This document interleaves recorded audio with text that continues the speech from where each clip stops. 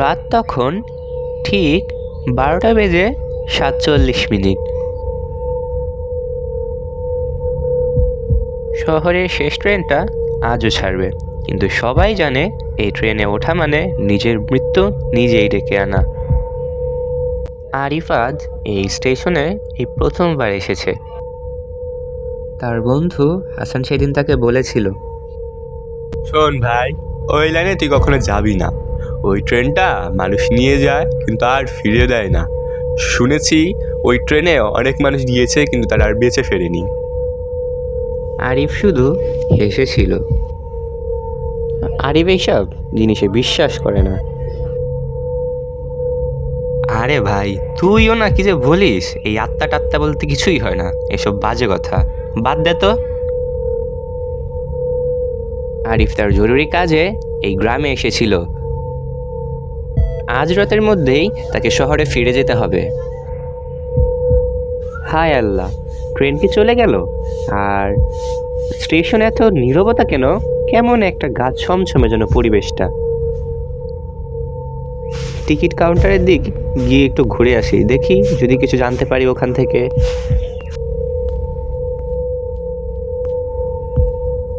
Arif ticket কাউন্টারে গেল, কিন্তু কাউন্টারের ভিতরে কাউকে এসে দেখতে পেল না। হ্যালো, হ্যালো, ভিতরে কি কেউ আছে? কেউ আছে ভিতরে?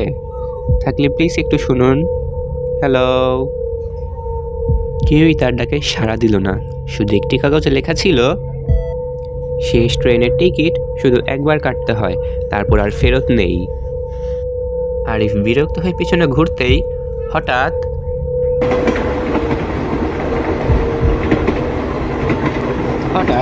একটা ট্রেন এসে দাঁড়ালো, কিন্তু ট্রেনটা আধুনিক নয়, পুরানো, মরচে ধরা ও কালো রঙের। ট্রেনের দরজাটা একা একাই খুলে গেল। ভেতর থেকে একটি মেয়ে কণ্ঠে বলে উঠল, তাড়াতাড়ি চলে আসুন, দেরি হয়ে যাচ্ছে যে। কিছুটা অদ্ভুত ভঙ্গি নিয়ে সে ট্রেনের বগিতে উঁকি দিল, কিন্তু সে কাউকেই দেখতে পেল না, শুধু নির্জন একটি ট্রেন। এরপর আরিফ তার পছন্দ অনুযায়ী একটি সিটে বসে আছে।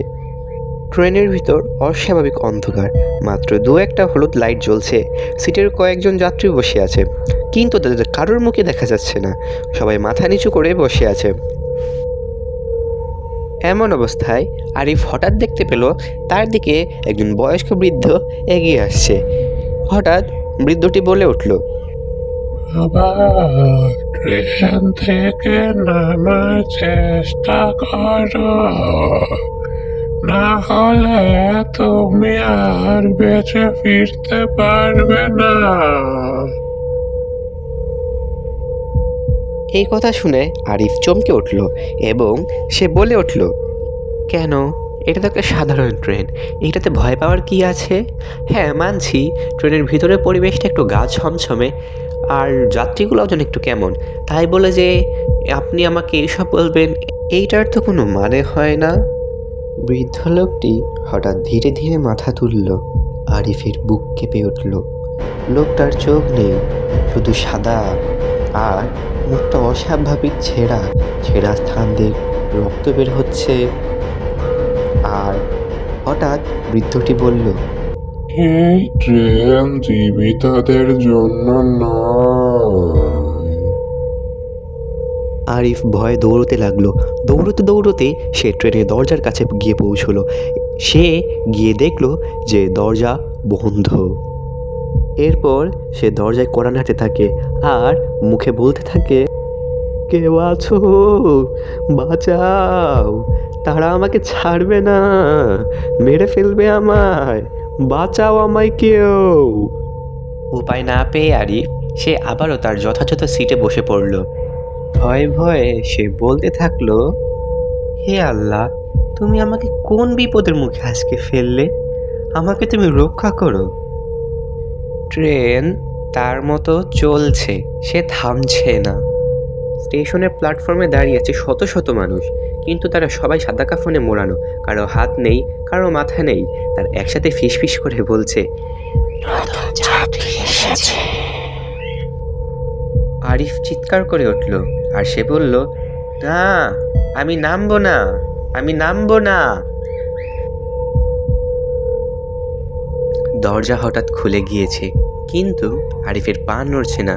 মনে হচ্ছে তাকে কেউ ধরে রেখেছে। সে পিছনে তাকালো। সব যাত্রী এবার মাথা তুলেছে। সবাই একসাথে তাকিয়ে আছে আরিফের দিকে। আর তাদের চোখ কালো নয়, সবুজ, গাঢ় সবুজ, এতটাই সবুজ যে তাদের চোখ জ্বল জ্বল করছে। হঠাৎ ট্রেনের শেষ বগি থেকে সেই মেয়েটি এগিয়ে এলো।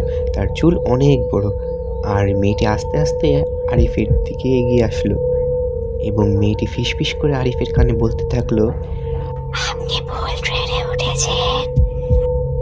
মেয়েটি বলল, বাড়ি তো অনেক দূর, আপনি আর ফিরতেই পারবেন না। দেখো, তোমার সাথে তো আমার কোনো শত্রুতা নেই, তাহলে তুমি আমার সাথে এমন করছো কেন?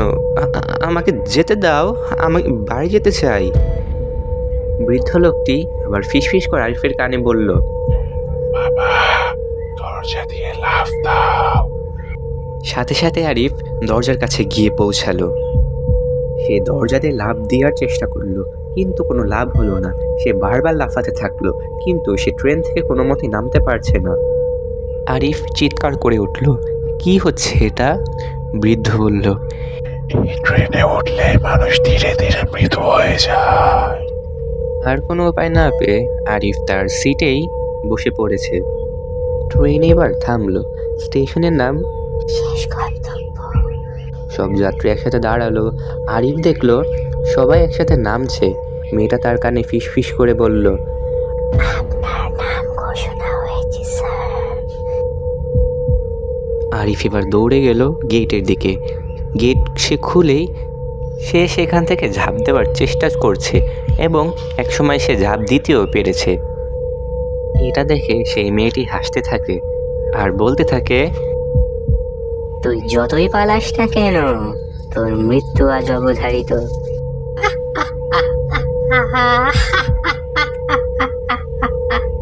সকাল হয়ে গেছে। আরিফ দৌড়াতে থাকে ট্রেন থেকে পালিয়েই, আর মেয়েটিও ট্রেন থেকে নেমে উড়তে উড়তে আরিফের কাছে পৌঁছে যায়। হঠাৎ মেয়েটি আরিফকে মেরে ফেলে। পরদিন পুলিশরা আসে এবং পুলিশরা বলতে থাকে, এই ছেলেটার মৃত্যুটা অস্বাভাবিক লাগছে না তোমার কাছে? কি নির্মমভাবে তার বুকে ছুরি ঢুকিয়েছে। স্যার, শুনেছি ওই স্টেশন থেকে এই ছেলেটা এসেছে। আর স্টেশনের লাস্ট ট্রেনে যে যায় আর সে ফিরে আসে না। আজও রাত 12:47 কেউ কেউ শোনে পুরানো ট্রেনের বাঁশি, আর প্ল্যাটফর্মে কেউ ফিসফিস করে বলে, নতুন যাত্রী